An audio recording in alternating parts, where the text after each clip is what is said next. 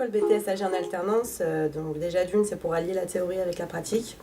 Donc quand on sort d'un bac pro, on a envie un peu de rentrer dans le monde du travail, de voir comment ça se passe. L'alternance, justement, ça permettait de voir les deux en même temps. Et de plus, ça permettait aussi de se faire un peu d'argent pendant son parcours scolaire. Alors, un BTS en alternance, parce que ça allie les deux. Déjà, les cours et le travail. Parce que moi, déjà, je me voyais pas arrêter l'école, mais en même temps, je me voyais pas rentrer dans la vie active. Et puis, je pense que c'est le bon compromis entre les deux.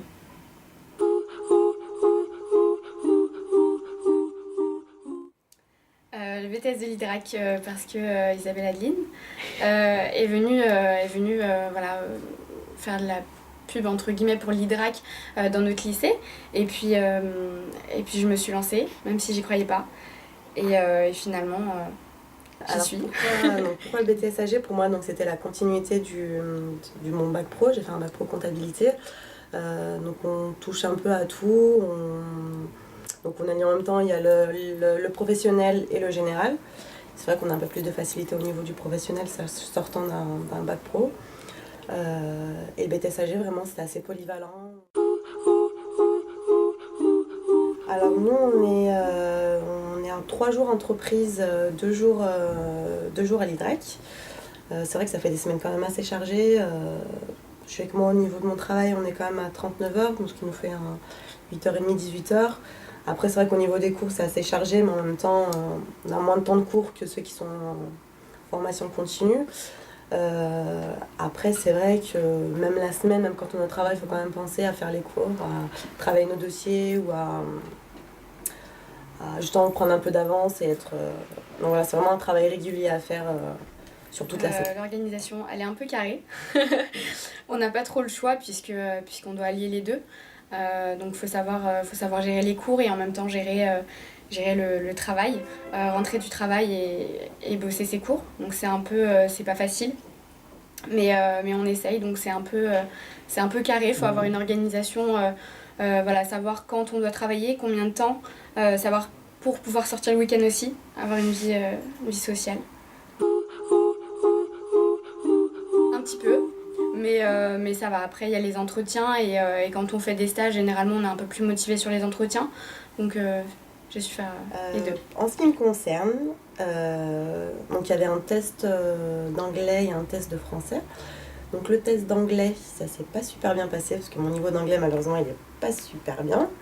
Par contre le français ça m'a bien rattrapé. Et il y a beaucoup l'oral aussi qui a joué parce que c'est vraiment à ce moment-là qu'on montre nos motivations et le pourquoi on est là. Le conseil que j'aurais à donner, ce serait d'être déterminé déjà, de savoir ce qu'on veut, d'avoir un projet et voilà, d'y croire en fait tout simplement. Voilà, vraiment de pas baisser les bras. C'est vraiment le conseil que j'aurais à donner.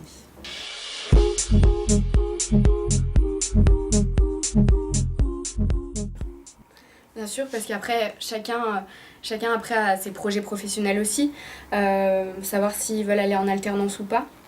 Mais je pense que c'est une bonne chose parce que continuer l'école aujourd'hui, on nous dit sans bac avec un bac vous avez presque rien. Donc continuer oui, en BTS NRC pourquoi pas, en BTS tout court oui, et à l'Idrac encore mieux. Pourquoi ? Tout à fait. Déjà moi par rapport à l'alternance déjà, comme je disais tout à l'heure, c'est vraiment nous, pour ceux qui sortent d'un bac professionnel, c'est vraiment ce qui nous convient.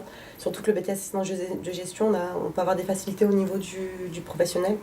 Donc on a un peu d'avance déjà, donc ça peut être un plus. Et puis c'est la continuité du bac, quoi, en fait. Donc voilà. Faut travailler. Non, sérieusement, faut réviser. Il n'y a pas de... Et puis il faut suivre en cours, après on va pas se mentir. Hein. Je sais que moi j'ai été beaucoup plus assidue en cours, j'ai suivi beaucoup en cours. Et c'est ça qui m'a permis d'avoir mon bac. Mais il faut quand même réviser. Merci Sarah. Alors foncez. Faut pas avoir peur, faut travailler, tout simplement. Parce que je pense qu'on se repose un peu sur ses lauriers quand on voit les notes. Mais en fait, ça fait pas tout. Et voilà, faut vraiment travailler pour avoir ce qu'on veut dans la vie. Ciao.